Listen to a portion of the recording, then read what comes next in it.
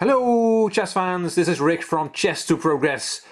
As I told you before, to get better at chess you will need to study tactics, endgames, the classics from the past and the present, and analyze your own games. This video is number 2 in the Tactics series. It's a very recent game. It was played in the first round of the Gibraltar Masters. White was the former world champion Veselin Topalov from Bulgaria, and black was Grandmaster Topalov-Paehtz from Germany. Let's see what happened in that game. It's the 24th of January 2017. White Veselin Topalov, black Topalov-Paehtz. d4 from Topalov, e6, inviting the French opening, which would arise after e2, e4. But Topalov does not go for that. He played knight f3 and f5. Transposing to a sort of a Dutch structure. The move f7, f5 in response to d2, d4 is called the Dutch defense. Bishop f4, knight f6, e3, b6, bishop e2. This is a setup which we call the London system. It used to be very popular with club players. It's an easy setup to play. The pieces go to logical squares and it's a quiet setup, but even the hyper-aggressive Veselin Topalov plays it. And he's not the only top grandmaster who also plays this London system setup. Bishop e7, Topalov castled, bishop e7 and c4. Now Paehtz plays knight e4, and a logical move here is knight c3, developing the last minor piece. But then Paehtz could take on c3 and you damage your pawn structure somewhat with white. Topalov chose another move. He played knight fd2, asking the knight a question. The knight on e4. Paehtz took on d2. Topalov took back with the knight, developing that piece, and Paehtz castled. Bishop f3 to go eye to eye with that strong bishop on b7, and d5, closing that diagonal. Topalov took, and Paehtz took back with the e-pawn. Rook c1 from Topalov. Rooks like to be on open files. And c6, giving some support to the d5 pawn in the center. Queen a4 from Topalov. b5, kicking the queen back, and the queen went to b3. Now let's look at the position. As Topalov said in his interview afterwards, white has a nice strategical advantage and black is passive. He's passive because his bishop, that was very beautiful on b7, is now locked in by its own pawns. It's a solid structure that black has, and he can of course finish his development with playing knight d7 and moving the rooks to the center. So it's solid, but it's passive, and here Topalov was already quite optimistic that he had a good position. But even though black looks very solid, let's see what happens, because this game is now over in a few moves. Knight d7 looks like a perfectly normal move, developing his last piece. Maybe the knight wants to go to f6, that's a nice square, and can think of jumping to e4 one day. But in fact, it's a big blunder.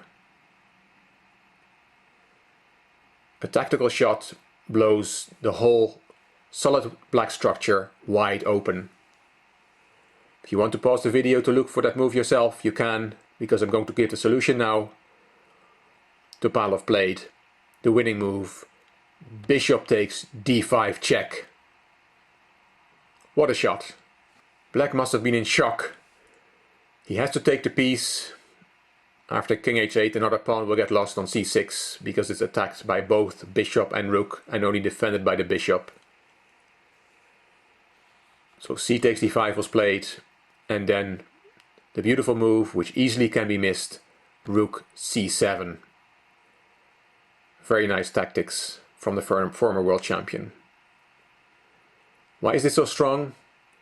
Black cannot avoid white winning the piece back and then being at least a pawn and probably 2 pawns up with also the better strategic position. Here Paehtz resigned, he saw what was coming and he was disillusioned and knew that he was not going to save this position against a top grandmaster. Let's look at the different variations because it's not so simple. The bishop on b7 is hanging, so your first thought can be, well, let's protect that bishop, rook b8. Well, that doesn't work because then white takes the bishop anyway, and after the rook takes back, there is suddenly queen takes d5 check, forking king and rook. So after king h8, queen takes b7, white is a pawn up and is going to win a second pawn. Both a7 and b5 are hanging. So rook b8 does not work. Let's look at other solutions. Let's just take the bishop away out of harm's way to a6. Not a great square, I know, but at least the bishop cannot be taken there. Well, that's even worse, because then there is queen takes d5 check, again king h8, and then the d7 piece is gone, the knight on d7 is gone. And again, white has not only more material, but also all the trumps in this position. Okay, back to rook c7, the position after rook c7. If that knight on d7 is also in trouble, why don't we play bishop c8? Take the bishop out of harm's way and give the knight an extra protection. Well, that's total disaster, because again there's queen takes d5 check, and now the rook on a8 is unprotected because of the bishop move. So after king h8, we take a full rook in the corner. So Paehtz had seen all this, and he resigned, as I said. Knight b6 is the best option of a bad lot. At least it protects the pawn on d5, so the queen cannot take there. But then there is rook takes b7. And for example, queen e8, because the b5 pawn is also hanging. The queen is now protecting the b5 pawn. Then simple, something like knight f3. Wanting to jump to the strong e5 square. And white is a pawn up and also has a strategic advantage in the position anyway. He is clearly winning. This game shows the importance of tactics.